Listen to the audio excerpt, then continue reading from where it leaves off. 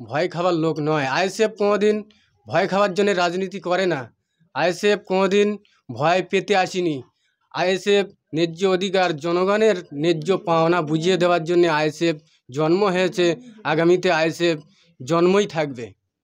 মানে লড়াই থেকে মানে পিছু হটবেন না? তোমার মাথা খারাপ? আমার মাথা ফাটিয়ে দিয়েছে আর আমি লড়াই থেকে পিছিয়ে যাব? কোথাও যদি তৃণমূলের তরফ থেকে অফার আসে বা তৃণমূলের তরফ থেকে যদি দলে যোগদান করার লাখ লাখ টাকার অফার আসে, রক্ত দিয়ে যে পার্টি করে তারা আবার যোগদান পয়সার ইয়েতে? আমরা রক্ত দিয়ে পার্টি করছি।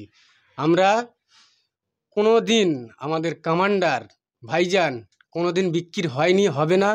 তার একটা ক্ষুদ্রতম আমরা কর্মী, আমরাও কোনো দিন বিক্রি হব না। বলতে আমরা দেয়ালে চুন টেনে রেখেছি বিগত এক সপ্তাহের উপরে হয়ে গেছে। আমাদের আইএসএফ দলের পক্ষ থেকে চুন টানা হয়েছিল। আজকে হঠাৎ টিএমসি শাসক দলের পক্ষ থেকে সেই আমাদের চুন টানার উপরে ওরা জোর জবরদস্তিভাবে ওদের প্রার্থীর নাম লিখেছে। আমরা খবর পেয়ে সেখানে যাই, গিয়ে বলি যে আমাদের চুন টেনে রেখেছি আমরা দেয়ালে, তোমাদের প্রার্থীর কেন নাম লিখছ? বলছে আমরা বাড়িওয়ালার বলে লিখছি।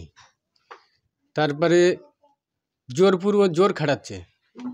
আমরা প্রতিবাদ করায় আমাদের ওপরে তেরিয়া হয়ে উঠে।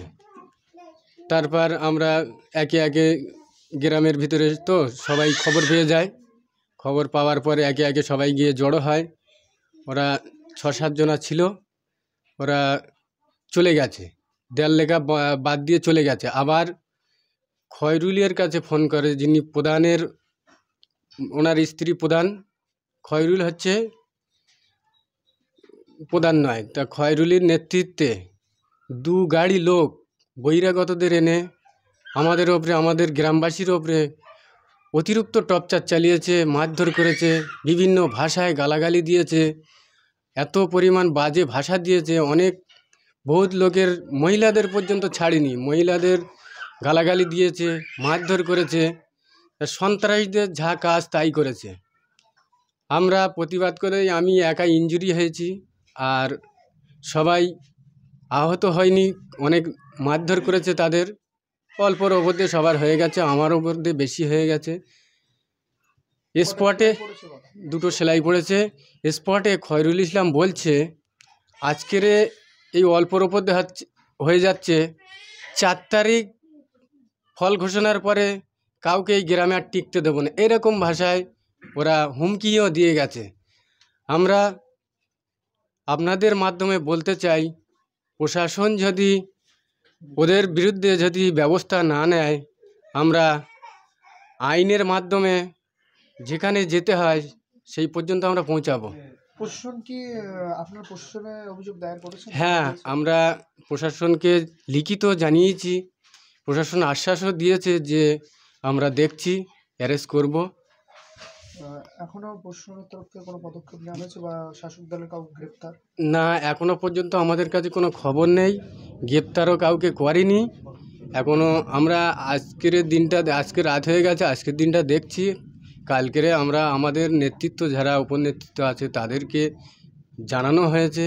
দেখি তারা যেটা মনে করবে, তারা যেটা পদক্ষেপ নেবে, আমরা তাতে সাথ দেব। লোকসভা ভোটের দিন এখনো মানে ঘোষণা হয়নি, তার আগেই এত উত্তপ্ত হয়ে পড়ছে। এই দেখেন, যদি কিনা একটা নটোরিয়াস ক্রিমিনালকে দিয়ে যদি এখানে অবজারভার করা হয়, এখানে অশান্তি ছাড়া কোনোদিন শান্তি ফিরতে পারে না। আর তার সঙ্গে সাথ দিচ্ছে আমাদের ভবানপুর অঞ্চলের প্রধানের ওয়াইফ। এত ভাষায় গালাগালি দিয়ে, একটা কাঠমুক্কু ওর থেকে অনেক ভালো। উনি তো একটা শিক্ষিত মানুষ, যাই কম বেশি শিক্ষিত আছে, ওর মুখ দিয়ে এরকম ভাষা বার হয়েছে আমরা কল্পনা করতে পারিনি। মেন কারণ হচ্ছে আমাদের এখানে 4টে ভবানপুর অঞ্চলে 4টে বুথ আইএসএফ শক্ত ঘাঁটি, শক্ত লড়াই দিয়ে এখানে জিতে আছে। ও প্রধানের এইটি রাগ যে এই 4টে ভয় দেখিয়ে হোক, মারধর করে হোক, এই 4টে আমাদের দিকে নেব। কিন্তু আমরা এখানে লড়াই করতে এসেছি, লড়াই করব, আজও করছি, কালও করব, আগামীতেও করব।